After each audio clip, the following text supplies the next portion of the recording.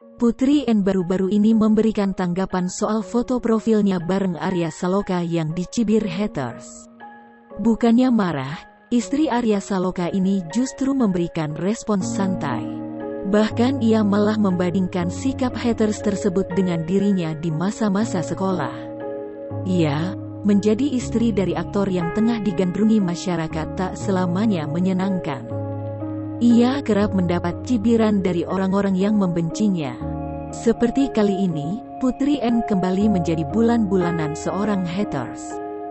Kejadian itu bermula saat dirinya mengubah foto profil Instagramnya menjadi bersama Arya Saloka.